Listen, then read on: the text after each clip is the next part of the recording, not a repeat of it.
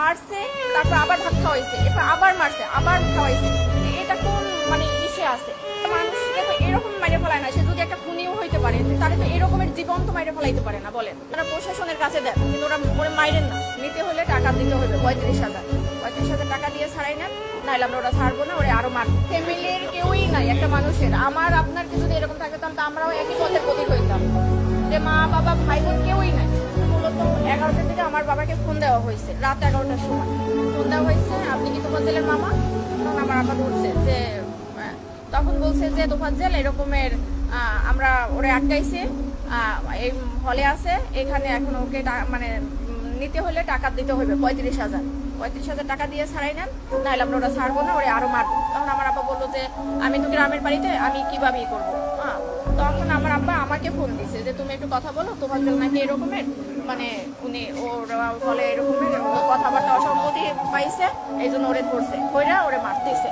তখন আমি ওই লোককে ফোন দিছি যে ভাই এরকম আমি তো ফাজ্জেলের মামা, তো ওরা ওরে কেন মারতেছে? তো বলতেছে যে ও আমাদের হলে ঢুকছে বা ই করছে। তা আমি বলছি যে ভাই দেখেন, ও পাগল মানুষ, ও যদি কোনো একটা অন্যায় করতে করে তাহলে আপনারা প্রশাসনের কাছে দেন, কিন্তু ওরা ওরে মাইরেন না। তখন বলে কি আপনি যে পাগল, কিন্তু ও তো ওর আচার আচরণের কথাবার্তা, একটা পাগলের মামার নাম্বার কেন মুখস্থ থাকবে? একটা পাগলের সে চাচাতো ভাইয়ের নাম্বার পর্যন্ত মুখস্থ থাকে, তাহলে সে কিভাবে পাগল হয়? আমি বলছি যে দেখেন, ও অনেক মেধাবী ছিল, ওর মা বাবা ভাই বোন সবাই কেউই নাই বলতে গেলে। তো ও এই কারণে ওর ভাই লাস্ট গত বছর 15 রোজায় হলো লিভার ক্যান্সারে মারা গেছে। তো ওই ভাইয়া, ও আগে মাথায় সমস্যা ছিল, ভাইয়া অনেক ডক্টর দেখাইছে, মানে আমার ফুপু মারা যাওয়ার পর থেকে ওর এই সমস্যাটা হয়েছিল। কিন্তু কারো কোনো ওই যে আপনি খাবার খাচ্ছেন, আপনার থেকে টান দিয়ে নিয়ে খাইলো, মানে ওর ক্ষুধার জ্বালার কারো থেকে টাকা নিল চাইয়া, যে এইরকম। ওর বাবা মারা গেছে রোড অ্যাক্সিডেন্টে 8 বছর আগে। 5 বছর আগে ওর মা মারা গেছে লিভার ক্যান্সারে। তারপর ছিল ওরা 2 ভাই।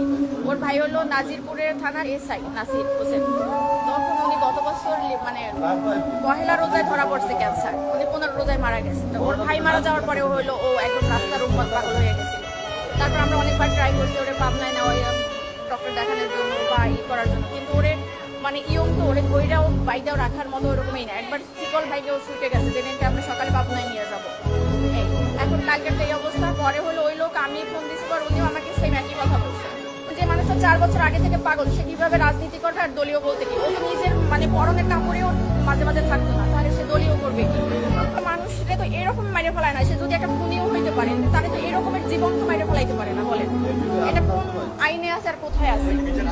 অবশ্যই চাই একদম, মানে সঠিক যে মারছে তার একদম মানে সেই সর্বোচ্চ মানে আইনের সর্বোচ্চ ব্যবস্থা নিতে হবে। কারণ ওর গার্জিয়ান নাই, সেই জন্য একটা মানুষ, অসহায় মানুষরা তো এরকম মারতে পারে না। একটা কুকুরেও তো মারতে পারে না, এরকম মারতে মারতে মারিয়ে ফেলাইতে পারে না।